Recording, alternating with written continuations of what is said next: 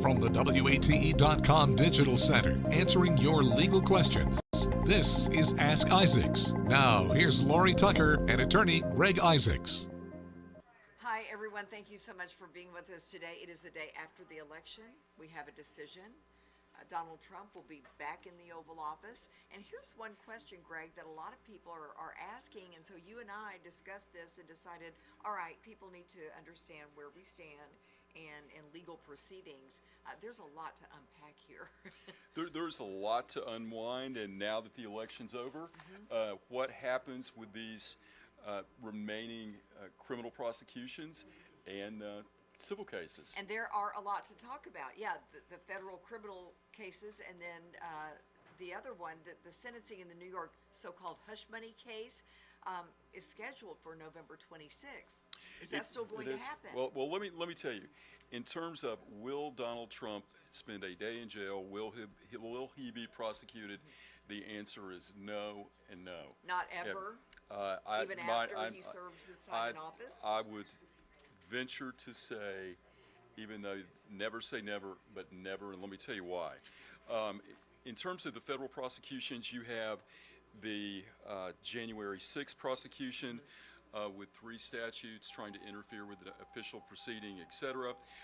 You know, Jack Smith from the very beginning, the antagonism and visceral interaction between President Trump and Special Prosecutor Smith has been epic and legendary. He's already said he's out of here. Well, he not only said that, he said he will be fired in 2 seconds. So let's talk about why. So that prosecution is still pending. It's on hold. There's no trial date, but as soon as President Trump is sworn in, he will appoint a new Attorney General of the United States to replace Merrick Garland. The nominee must be approved by the United States Senate. Once that takes place, you will see that prosecution fastly go away.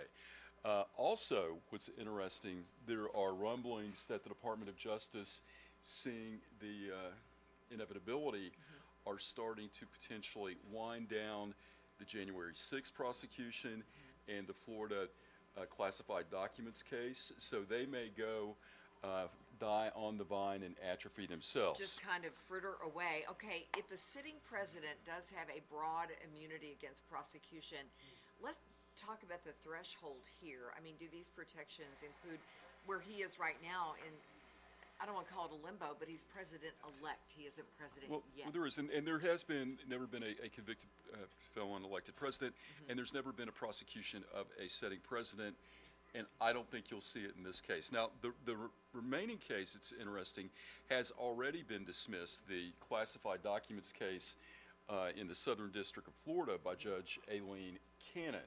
That is currently up on appeal. The reason being, she said that Jack Smith was unconstitutionally appointed. So that case, likewise, will go by the wayside. So what you're going to have remaining is the Judge Meechan case in New York, where President Trump was convicted of 34 counts, as you said. Sentencing is set for November. Or the case is set for November 26th. 26th. For sentencing. After the election, but before he takes office. But will we see anything happen on the 26th? Well, there's a number of things that can happen.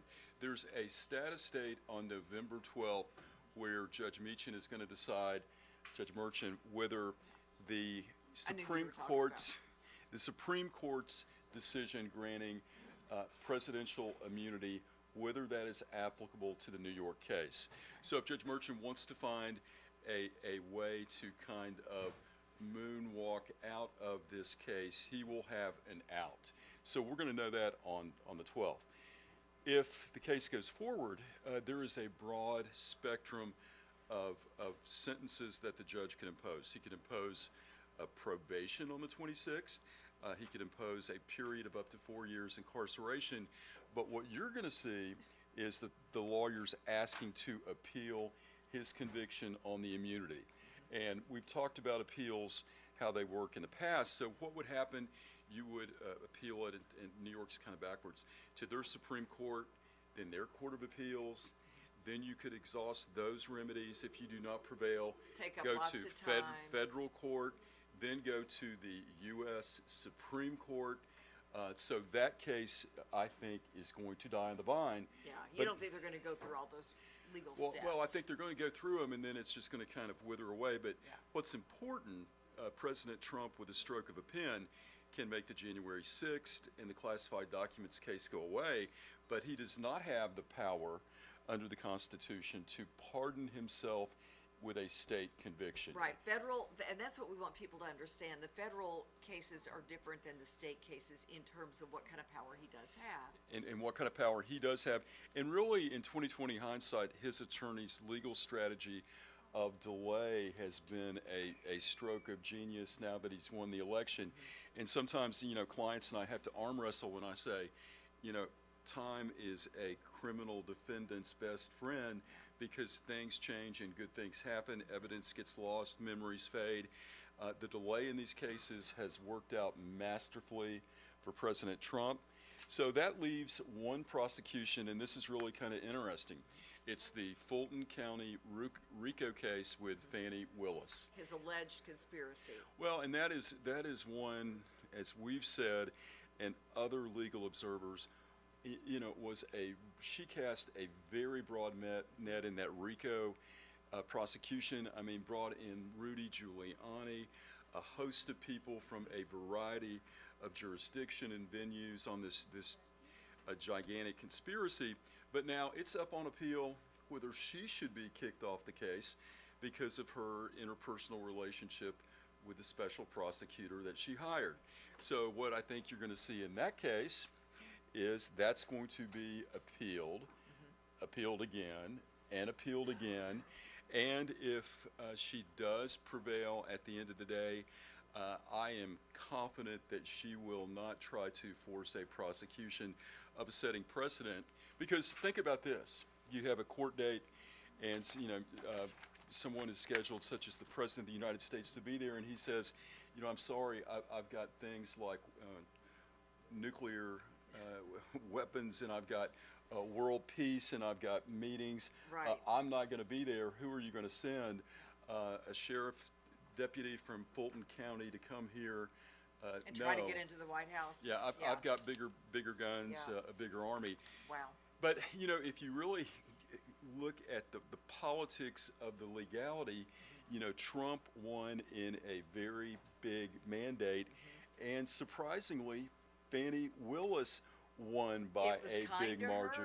Yes, it was I kind thought of that her. was so interesting. And when I found that she was back in, I thought, okay, what does this portend? You know, what does this mean for the But future? but for let's them? say that case on the issue of her recusal, a disqualification is up on appeal. Let's say the court says there is an appearance of impropriety and they boot her off the case. I venture to say there's not another prosecutor that's going to pick up that very overbroad, complicated RICO file Yeah. and say, yeah, let's just put on a gasoline suit and walk into the fire. So a lot of complicated legal issues, but at the Yes. end of the day, is Donald Trump going to be prosecuted on these 4 cases? I say no. Civil cases is a different animal.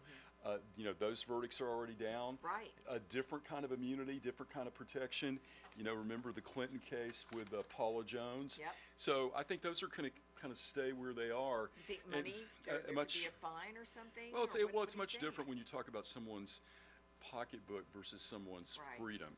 Right. So, and different constitutional protections, et cetera. But at the end of the day, he wins the election, and I think all 4 criminal cases are going to go away. All right. Thanks for being with us. Let's talk more at 5:30. Always a pleasure. Thanks for being with us. To you as well.